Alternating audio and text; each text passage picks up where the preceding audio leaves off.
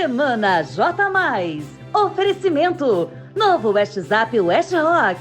Mande um oi agora mesmo.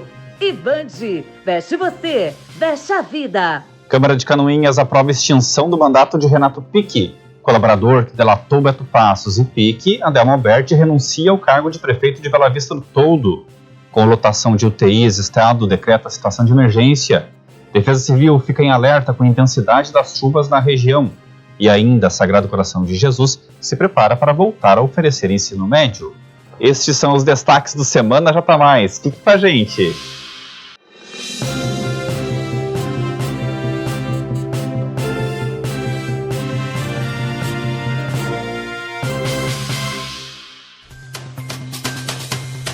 Adelmo Alberti renunciou ao cargo de prefeito de Bela Vista do Toldo. Alfredo César Dreyer, do Podemos, passa a ser prefeito de direito, mandato até dezembro de 2024. Ele ocupava o cargo como prefeito em exercício desde julho de 2021, quando Alberti foi preso na quarta fase da Operação Et Pater Filium. A posse de Alfredo aconteceu na segunda-feira. Primeiramente, agradecer a Deus por esse momento oportuno da gente estar aqui assinando esse termo de posse, na qual eu venho aqui reafirmar o meu compromisso com o povo belavistense. Eu digo reafirmar porque a gente já vem prestando um serviço junto à nossa comunidade belavistense, na qual está fazendo 337 dias hoje que eu sou prefeito dessa cidade, prefeito em exercício. E hoje se tornando prefeito mesmo para continuar esse trabalho junto com os vereadores, juntos secretários, equipes de trabalho da prefeitura, na qual compõem uma grande equipe, na qual somos todos parceiros de trabalho, e junto com a nossa comunidade, na qual a gente quer aqui reafirmar esse compromisso em todas as comunidades do interior, e junto também com a nossa cidade, os empresários, a nossa população em geral, respeitando a cada centavo dos seus impostos. Essa renúncia do Adelmo Alberti ela é considerada protocolar e alivia a pressão em cima da Câmara de Vereadores de Bela Vista do Toldo, que simplesmente ignorou a prisão do Adelmo, não tomando qualquer providência para puni-lo. Réu confesso que delatou o esquema articulado por ele para fraudar licitações no município de Bela Vista do Toldo e também aqui em Canoinhas. E no caso de Canoinhas, ele entregou, o ex-prefeito Beto Passos e o vice-prefeito Renato Pique, o que levou o Ministério Público a desencadear a 7ª fase da Operação Et Pater Filium, prendendo Passos e Pique em 29 de março. Mediante o acordo de colaboração premiada, a defesa do Adelmo conseguiu travar sua pena ao máximo de 12 anos. Isso quer dizer que, mesmo que ele seja condenado a décadas de prisão, como foi o caso do ex-prefeito de Major Vieira, Eurildo Silvernini, a pena dele, de fato, não pode exceder 12 anos. Na prática, com todos os benefícios que a justiça proporciona para detentos com bom comportamento e sem antecedentes, ele deve ir para regime semiaberto, ou seja, só passar a noite na prisão, em 2023, podendo ser solto no começo de 2024. Já na Câmara de Canoinhas, os vereadores aprovaram a extinção do cargo de Renato Pique. A Câmara de Vereadores deve votar na próxima semana, em segunda votação, projeto de decreto legislativo que extingue o mandato do vice-prefeito Renato Pique. A primeira votação, nesta segunda-feira, teve unanimidade dos 10 vereadores pela aprovação. Mesmo depois de aprovado em 2 votações, o decreto precisa da chancela da Justiça Eleitoral, a quem cabe, no caso de confirmação do decreto, marcar novas eleições, considerando que Beto Passos renunciou ao cargo. Juliana Maciel, que junto com Zenilda Lemos propôs o projeto do decreto, rechaça o posicionamento da defesa de Renato Pique, que diz que não foi dado espaço para o contraditório. Na verdade, a gente não tinha nem obrigação de encaminhar esses documentos da vacância, o decreto legislativo, o ofício que o Renato Pique teve acesso no presídio, para a defesa dele. Mas a Câmara, até por precaução, por direito à manifestação, fez isso. Então, eles receberam um e-mail com essa documentação. Eles até responderam o e-mail solicitando algumas situações em relação ao impeachment. E hoje também mandaram um novo e-mail para a Câmara, também em relação ao impeachment. Então, nem os próprios advogados se manifestaram sobre a questão da vacância. Lembrando que essa é uma prerrogativa da Câmara, porque vagado por 15 dias o cargo, extingue-se o mandato. Exatamente. A gente está pautado em 2 situações da lei orgânica do município. E é competência privativa da Câmara de Vereadores. Então, só nós mesmos poderíamos votar e propor esse tipo de decreto legislativo. Agora o projeto passa para a segunda votação. Se aprovado, será encaminhado ao juiz eleitoral da comarca, que então, se não encontrar nenhum problema jurídico no documento, irá marcar novas eleições para prefeito e vice de Canoinhas. Ainda falando em et pater filium, mais 2 pedidos de habeas corpus foram negados pela ministra Laurita Vaz, do Superior Tribunal de Justiça, nesta semana. O do empresário José Aldembinsko, segundo dele, e do suposto laranja de Renato Pique, que trabalhava numa das revendas do vice-prefeito, o Sidney José Teles. O eleitorado da comarca de Canoinhas vem evoluindo desde a eleição municipal de 2020. Foram 3.048 novos eleitores que passam a votar em Canoinhas, Bela Vista do Toldo, Major Vieira e Três Barras a partir deste ano. Os dados não são definitivos e foram informados pelo cartório eleitoral de Canoinhas a pedido do J+. Os números consolidados devem ser divulgados oficialmente em breve. As 4 cidades que compõem a comarca somam 69.112 eleitores. O crescimento é bastante significativo se considerarmos que entre 2016 e 2020 houve queda no número de eleitores. A semana passada foi tensa na saúde aqui em Canoinhas e nessa semana foi tensa no estado todo. As UTIs estão lotadas e o governo decretou emergência. As doenças respiratórias são um grande problema. Aqui no Planalto Norte, 93% dos leitos estão ocupados. Dos 267 leitos ativos, 249 estão com pacientes. Há 18 apenas disponíveis. Embora tenha aumentado o número de casos de Covid, apenas 17 internados estão com coronavírus. A maioria é de outros casos de doenças respiratórias. Falando em Covid, voltou a crescer o número de casos de Covid aqui em Canoinhas. A informação é da Secretaria de Saúde. Estão sendo confirmados, em média, 10 casos por dia. No momento, são 83 casos ativos. Não há internamentos por causa da doença no município. A orientação é de que, diante do aumento do número de casos, as pessoas com sintomas respiratórios usem máscara, especialmente em locais fechados. Além da continuidade do distanciamento social e reforço das demais medidas sanitárias, como o uso do álcool em gel e a lavagem das mãos. A Secretaria já liberou a aplicação de reforço para adolescentes entre 12 e 17 anos e também a 4ª dose para idosos acima de 60 anos de idade. A atleta do SEDUP Vidal Ramos é punido por injúria racial em partida válida pelos Jogos Escolares de Santa Catarina. E ainda, Sagrado Coração de Jesus se prepara para oferecer ensino médio. Nós voltamos em 1 minuto.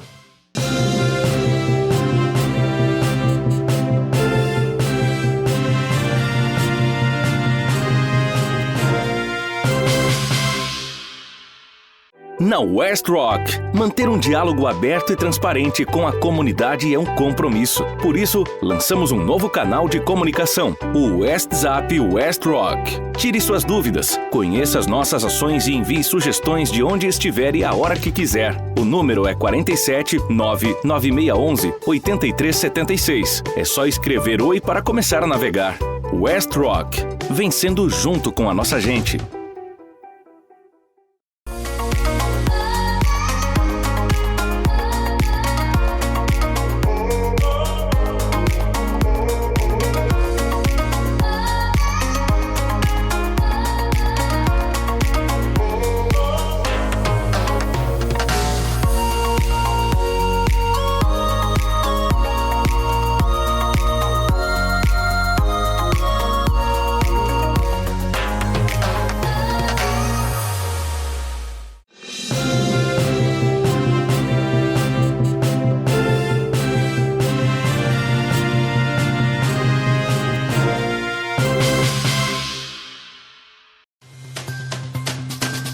Os produtores de grãos do Planalto Norte de Santa Catarina podem contar agora com sementes de milho subsidiadas pelo governo do estado. O secretário de Estado da Agricultura, Ricardo Mioto, esteve presente no lançamento do programa que aconteceu na terça-feira aqui em Canoinhas. Um evento na manhã desta terça-feira marcou o início do projeto Sementes de Milho, Programa Terra Boa. O secretário de Estado da Agricultura, Ricardo Mioto Ternos, esteve presente juntamente com o presidente da Cooperalfa, Romeu Betti. Santa Catarina é um estado um estado muito consumidor de milho, e é um estado que produz em torno de 3 milhões de sacas, de 3 milhões de toneladas por ano, e o consumo é em torno de 6,5 a 7 milhões de toneladas. Então nós precisamos de fato fazer com que haja um incentivo muito forte para que de fato o estado de Santa Catarina não se torne assim totalmente dependente de milho trazido de outros estados e até de milho importado. Quando eu falo em milho, Santa Catarina hoje a gente produz pouco mais de 2 milhões e 300 mil toneladas e em uma área de 330, 340 mil hectares, né? Mas temos a maior produtividade de milho do Brasil. Porém, o nosso gap em função da cadeia de proteína animal é muito grande, a gente precisa ainda importar mais de 5 milhões de toneladas. Então eu vejo com muita dificuldade essa autossuficiência. Porém, o governo do estado tem encontrado alternativas e a produção de cereais, o estímulo à produção de cereais de inverno, aveia, cevada, trigo, nesse período aqui, ele também pode ser uma alternativa porque supre o milho. Com o programa, serão distribuídas 220 mil sacas de milho com alto valor genético. A expectativa do programa é atender 45 mil produtores rurais em todo o estado. Os fatores ambientais foram muito importantes, né, no custo da produção, quebra de produção e aumento e elevação do custo de produção. Os valores dos insumos estão muito altos, né, esse ano, em função do panorama mundial, inclusive. E esse programa, que é uma parte subsidiado pelo governo do estado e também com apoio do sistema cooperativo, ele permite com que a gente consiga reduzir o custo de produção, aumentando um pouco mais a margem desses agricultores nossos, que tanto trabalham aí para produzir o alimento de qualidade aqui para o estado de Santa Catarina. Em tese, o governo do estado subsidia a entrega de sementes de milho para os produtores, intermediadas pela cooperativa. Além do milho, a aquisição de 430 mil toneladas de calcário, 4.400 kits forrageira, 600 kits apicultura, 2.000 kits solo saudável e 7.000 abelhas rainhas. Outro tema levado em consideração foi o transporte dos cereais. A ferrovia já está, do ponto de vista temporal, muito atrasada, né, para o nosso estado e para o Brasil como um todo. Mas Santa Catarina está fazendo o seu papel agora, de fato, fazendo o projeto que sempre se falou em ferrovias e nunca se executou, e agora nós vamos tirar do papel o projeto para daí depois ir para uma segunda fase, que é a captação de recursos. Dentro da alimentação, na produção de suínos e aves, que é o principal formador de custo, a gente consegue ter reduções nele, vide a otimização do transporte, a gente ganha em eficiência, ganha em produtividade, e isso implica em mais dinheiro circulando aqui no nosso estado. Então, mais renda, mais qualidade de vida para o agricultor e para toda a sociedade catarinense. Olha só essa história estarrecedora. A Vigilância Sanitária aqui de Canoinhas recolheu 0,5 tonelada de alimentos nesta semana em um pequeno mercado no campo da Água Verde. Salsichas, carnes, linguiças e iogurtes estavam fora do prazo de validade. O volume apreendido impressionou os fiscais da vigilância. Segundo a vigilância, não foi um descuido. Os proprietários sabiam que estavam vendendo fora do prazo de validade sem a menor preocupação com a saúde do consumidor. Policiais rodoviários federais fizeram na noite de quinta-feira, na BR-101, em Joinville, a maior apreensão de cocaína da história da instituição no estado. Mais de 500 quilos que estavam sendo contabilizados no final da tarde de sexta-feira, quando a gente gravou esse programa. A droga estava no fundo falso de uma carreta Mercedes-Benz que transportava material para reciclagem, conduzida por um motorista paraguaio. Os policiais perceberam que o reboque era de origem paraguaia, mas que portava uma placa brasileira e tinha marcas estruturais no assoalho. Da desconfiança, foram tirar esse assoalho e descobriram toda essa infinidade aí de drogas. Um acidente causou a morte de um motorista na localidade de Espigão do Bugre, na BR-280, em Mafra, na quinta-feira. A colisão envolveu um veículo Astra com placas de Mafra e um caminhão furgão. Equipes dos bombeiros de Mafra e da Polícia Rodoviária Federal foram acionadas. Com o impacto da colisão, o motorista do Astra não resistiu aos ferimentos e morreu ainda no local. Já em Santa Cecília, um homem morreu e outras 2 pessoas ficaram feridas em um acidente entre um automóvel e um caminhão no quilômetro 143 da BR-116. A colisão ocorreu na manhã de segunda-feira. A vítima conduzia um carro com placas de Lages e não teve identidade divulgada. Outros 2 passageiros que estavam no automóvel ficaram feridos e foram encaminhados para atendimento médico. E um alerta para quem costuma secar roupas em cima do fogão a lenha. Olha o que aconteceu nesta casa no campo da Água Verde aqui em Canoinhas, nessa semana chuvosa, né, que a dona de casa não conseguiu tirar a roupa para secar ao sol. A roupa pegou fogo e quase atingiu a casa. Felizmente, não houve feridos. Todo cuidado é pouco. E o Mirassol levantou a taça do Campeonato Municipal de Veteranos. O time venceu por 1-0 a equipe do Ajax no sábado, dia 28, em partida realizada no estádio Ditão. Na disputa do terceiro lugar, o time Barrigudos levou a melhor nos pênaltis. O Ajax Santa Cruz ficou em quarto lugar na competição inédita realizada pela Fundação Municipal de Esportes do Governo de Canoinhas. Mais de 200 milímetros de chuva caíram em Canoinhas e região nesta semana. É mais do que esperado para o mês todo. Mas o que mais preocupa as autoridades é que a previsão para a próxima semana é de mais chuva. Na segunda estão previstos 5 milímetros, mas na terça, mais 20 milímetros. Um atleta da equipe de futsal, Sedup Vidal Ramos, de Canoinhas, foi punido por injúria racial contra atletas do Colégio Cid Gonzaga, de Porto União, durante um jogo realizado na terça-feira aqui em Canoinhas. O aluno do Sedup é acusado de imitar macaco diante de alunos negros do Cid Gonzaga. A partida era válida pela fase microrregional dos Jogos Escolares de Santa Catarina, os JESC. A questão foi parar no Tribunal de Justiça Desportivo do Estado, que decidiu por punir o atleta com 8 jogos de suspensão. O Sedup emitiu uma nota se desculpando pela conduta do aluno, que foi suspenso também pela própria equipe. Injúria racial é crime e pode até levar à cadeia. É mesmo lixo espacial o objeto metálico encontrado em São Mateus do Sul, em uma área rural da cidade. A confirmação foi feita por meio de um relatório elaborado por técnicos da Agência Espacial Brasileira após a análise do item.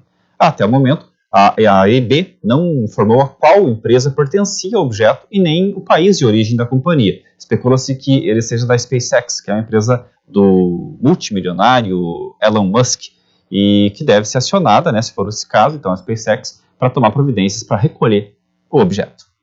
E que tal se deparar com uma serpente igual a essa aí da foto, hein? Isso aconteceu no interior de Itaiópolis na semana passada, mas a imagem só foi divulgada nesta semana. O casal Andriele e Paulo José Adamec encontrou a serpente em cima de uma colmeia de abelhas. Eles estavam fazendo serviços na propriedade quando o Paulo retirou uma telha de eternite de cima de uma caixa onde ficam as abelhas e se deparou com essa cobra-cipó do gênero Chironius. Apesar do tamanho, ela não é peçonhenta. O Colégio Sagrado Coração de Jesus, aqui de Canoinhas, está se preparando para voltar a oferecer ensino médio. Em 2001, o ensino médio foi extinto do Colégio Sagrado Coração de Jesus por conta de uma regra da municipalização. Desde então, a luta por trazer novamente o ensino médio para cá continua.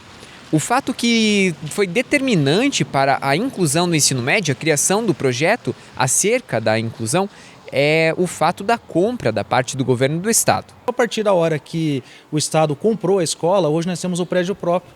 E o presidente da APP, alguns professores, alguns pais e principalmente os alunos, né, diretor, a gente nunca vai ter um ensino médio. E a gente pensou, acho que é o momento, porque o novo ensino médio está aí, sendo colocado em todo o país.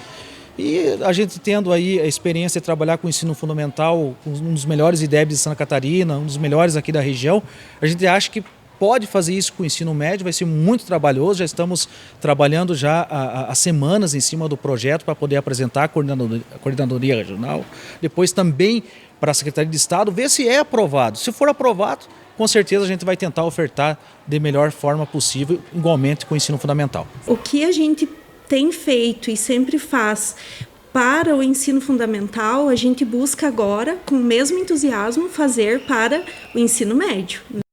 Este foi o Semana J+ de hoje. Fiquem bem, uma ótima semana e até a próxima.